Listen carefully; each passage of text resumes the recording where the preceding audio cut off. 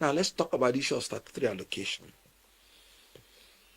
I will tell you why I disagree with that judgment.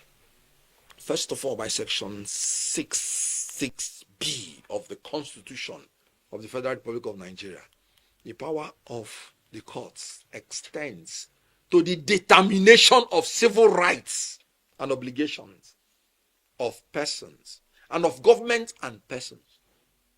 Determination of the civil rights. The court cannot go and start punishing a people or even a party in a civil proceeding without first of all determining their civil rights. That is why what the court does is to rule on the legality or otherwise of presenting the appropriation bill and then expect the parties to obey. It is when the parties do not obey that you go further in a procedure which we call the enforcement of judgment. It is in that enforcement of judgment that you can bring penalty against somebody because not obeying court order is contempt of court. You can't go and start punishing reverse people, punishing a governor that has not treated your judgment or order in contempt. What you as a court is supposed to do is to determine the civil rights and obligations of the governor, the legislature, as it regards the issues presented to you, and tell them, governor, this is what you should do, legislature, this is what you should do. It stops there. Then if the governor does not do it, that's when you will say the governor is contemptuous of the courts.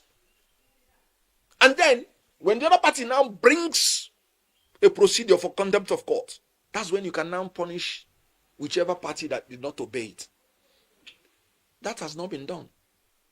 And inside your judgment, where you are supposed to determine the civil rights and obligations of the parties, you are including punishment that will even result in punishing the people. For me, the aim of judgment is to give justice. I wonder how that will conduce to justice to reverse people. To a governor that everybody knows is peaceful and obeys the law. The court ought to have just told the governor, no, this is your civil right. No, this is your obligation. No, you exceeded your rights here. This is what you should do. And I know this governor. Because when this governor came in first, at the risk of giving up all his rights, he said, for in the interest of peace, he is willing to do anything. The Supreme Court would have just given that judgment and the governor would have obeyed. Why say you are cutting the statutory allocation to the people? You're punishing the people already, punishing the governor, when you have not given the governor the right to voluntarily obey your judgment. Because all through this while, the case has been in court, so you can't say the governor is in contempt. This is the final court of the land. And unfortunately, the Supreme Court acted as if they were in a criminal proceeding, where they started attaching punishment to what ordinarily should be the determination of the civil rights and obligation of the parties. That is what section 66B of the Constitution said. If a government is quarreling with a person or a person is quarreling with the government, they go to court. The court determines their civil rights and obligation, and they are expected to willingly obey the law. You don't attach punishment because it's not a criminal proceeding. It is when they refuse to obey the law that you now begin to attach punishment, because contempt of the law is now an offense. How do you begin to punish reverse people? Punish the parties before you, withholding these things, without first of all giving them the opportunity to obey. Look, even in political issues, the court has recognized that the politicians have the right to settle their issues politically. And I give you an example. When Obasanjo was in power, there was a judgment the federal government got in favor of the federal government against the littoral states, where the government proved that their sovereignty does not extend beyond their land borders. Obasanjo knew he was going to be a problem because some of the states, most of their resources come from offshore. Obasanjo opted despite the decision of the Supreme Court. That's why I said law alone may not give you orderliness in society. So you have to go to the rule of law. Obasanjo went into negotiation And they agreed on certain percentage that will be paid to those littoral states from the money that they get from offshore, Bayelsa principally. And some people still went to court and said, no, this was not the decision of the Supreme Court. The decision of the Supreme Court is simple. And the Supreme Court said, no, this is a democracy. Politics is allowed. They can settle, politically. That if they settle politically, so be it. It happened in Nigeria. So why would the Supreme Court not give the parties even the option to know whether they can settle politically? You're destroying the fabrics of society, destroying the fabrics of orderliness. That is not the aim of law. The aim of law is for social order.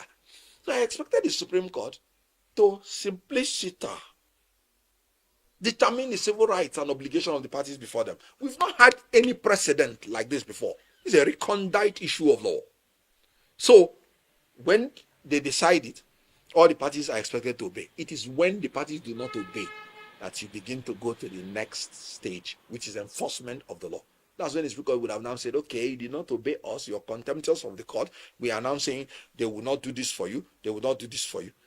Even when the federal government, under this administration, by the Attorney General of the Federation, went to court, and they said they will be transmitting the money directly to the local government fund because of certain bureaucratic things that needed to be straightened out. Even if the federal government is not able to do it, it's going to a year. They got the judgment. And they are trying to sort it out. The federal government has not come out to say the governors are not obeying. The federal government said they are trying to sort it out. Are they in contempt of the court? Strictly, yes. But the court allows them because they know this is politics, this is administration, that they use their own methods to see whether they can sort themselves out. It is when they cannot sort themselves out that the party can go back to court and say these people do not want to obey your law. Then that's when the court will now enforce the law. Why is the Rivers own case different? No. I disagree with certain things about the judgment. But like I said, they are a final court. They should be obeyed. But the courts will realize that their judgments are not conducing to orderliness in society, to justice, and making the law to perform its functions. And if they continue like this, they may unwittingly bring anarchy to the people.